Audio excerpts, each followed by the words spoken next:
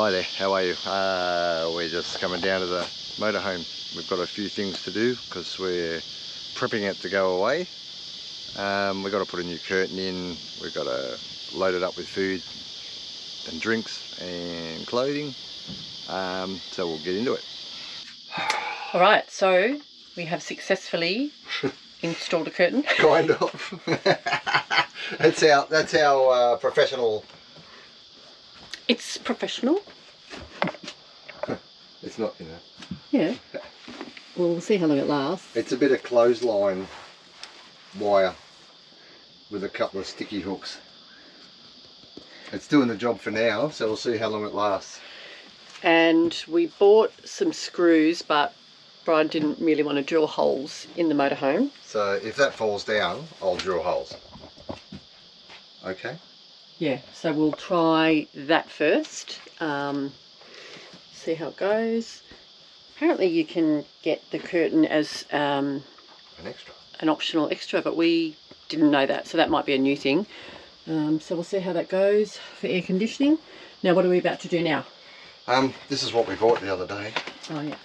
The adjustable wrench For getting wheel nuts off, and it's an extension wrench, so it gives you more leverage. So just to crack them, because they put them on too tight. touch wood that we never have to use it. Yes. Just in case. But what are we doing? What else have we got there? Oh, just some more oil. Yep. Probably the one Mercedes recommends for this one. Travelling with that. So we'll put that up there, and we're about to go up and fill up and put some AdBlue in, because it's just about half. Yeah. Maybe. Yeah. Yep. So we're getting ready to do our trip down the south coast, which I'm going to do. I'll do a bit more on how we plan for trips and travelling away in a little while, and we'll put all of that together. What resources? Into a video. Yeah. Okay. Good morning. I just finished washing it. Took like an hour and a half because I hadn't done it for a while and I've been sitting, but it looks nice. Just went and got one of our gas bottles filled, because we've got two in this one. Just changed it over. So this one lasted, I don't know, how many months? We did like 5 weeks away, so days away. Got a lot out of it. We did a bit of free camping. Yeah. And this is what we used to use when we had one. Where did we get that from? BCF. Yeah. Yeah. And it's a monitor that goes on the bottom of your cylinder, and you get an app for your phone, and it's really, really accurate, and it tells you exactly how much is in your bottle. We're not really using it that much now because we've got 2 gas bottles. That was invaluable though, wasn't it? Yeah, it's fantastic. I recommend that to anybody. When you've only got one. It's called a SmartSense gas sensor. And from memory it was about BCF. $75 or something. Yeah. Yeah. Okay. Alright, I'll just put this one back in. So the other bit of going away and preparing and planning. I just had to face this way because it's a bit dark in here with the covers on. Got to look at the oil levels in the AdBlue, and Mercedes have made that really easy with this little thingy I'm going to show you right now. So you bring up trip, you scroll across to service. Pick service. Go to AdBlue. AdBlue is full because we filled it up yesterday. And we go back. Scroll down. Engine oil. It's just below half, so we're going to fill that up before we leave. We're just going to top it up. And we bought some of that the other day. So you get back out of that and you go back again. Scroll across. Go back to trip, and there you go. Hi, so what I'm going to do today is just talk about how we plan our trips away. Previously in the little motorhome we didn't really plan anything, and we were travelling just with the toss of the coin because we had no restrictions on our time or where we were going. So this time around, because we're at home a bit and we're travelling as much as we can, there's a little bit more planning involved. So I just thought I'd share all of the resources that we actually use, the apps that we use, the books that we use, how I cross-reference things, and in particular because we're a motorhome, towing a car now. So we're not a caravan, we don't have a four-wheel drive, so we have to be really mindful of the places that we're actually going. Excuse me. And there are some places that we probably just can't go because we're not a four-wheel drive. Roads that we would prefer not to go on because we're not a four-wheel drive. We have had some experiences with being inadvertently, not stuck, but going down dirt roads and having to turn around in the little one, and we just won't be able to do that with this one, especially towing the car. So we're leaving in 2 days to do a big trip down the south coast. I've only booked 2 things, so our first 2 ports of call, because I wanted to make sure that we had somewhere to get into at this time of year. It's still quite busy because it's January. So I have booked the first 2 places, and I did have a little bit of difficulty getting into Jervis Bay, which is our first stop. So we'll have lots of more travel videos for you guys to see. So the first thing that I normally do when I'm planning a trip is, I've got lots of apps on the phone which I'll show you, but I love my Camps 11 book. So if you're the sort of person that wants to actually have something physical to look at that's a bit bigger than the app, the Camps 11 book is fantastic. It's got all your maps and it shows you all of the places that are available for camping. It is pretty much identical to the Wiki Camps app, but it's just in a hard copy. This book I love, Australia Road and Four-Wheel Drive Atlas. What I would do with this book is double check any routes that Google Maps might show me. So I'm not talking about when you're in your motorhome and you're putting in your addresses in your satellite navigation.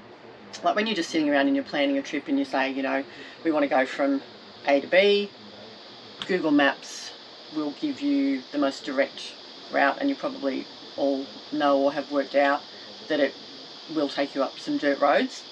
So I always then just cross-reference with this book, which tells me whether or not the roads are tarred or dirt, and then we can make a decision about which way we're actually going to go, rather than going on the dirt roads. With this trip that we're doing down south, I was actually hoping that we'd be able to cut across somewhere and maybe go to Jindabyne, but a lot of those roads are really windy and not really suitable for even towing caravans. So then I just Google, is the road suitable for towing? And I've had some forums on the phone where people have said, no, it's not really suitable for towing a caravan, so I'll look at all of that as well. As far as accommodation goes, I've got lots of, probably more Facebook groups as opposed to apps. Obviously I've got Wiki Camps, which is fabulous, but the Facebook groups that are invaluable and that we've actually probably used more so than Wiki Camps, I will show you up close. So the first one is the Showgrounds, Sport and Recreation Grounds Camping. That's the Facebook page. Awesome. Tells you all of the showgrounds around Australia, and you can just put in a area that you're going to and it'll tell you if there's something actually near there, even if there's not a showground in that area. Country pub camping, I have mentioned that before. That's also a Facebook group, and you can put in an area again. It'll tell you, or people will tell you, whether or not there's a pub around the vicinity, and that's also got a website that you can join, which I've done. The apps, as you've said, Wiki Camps. Hipcamps is a good one. So Hipcamps is where people will advertise their own properties, farms. They might have 100 acres that you can go and stay on. I also joined the New South Wales National Parks. Their booking system online is fantastic.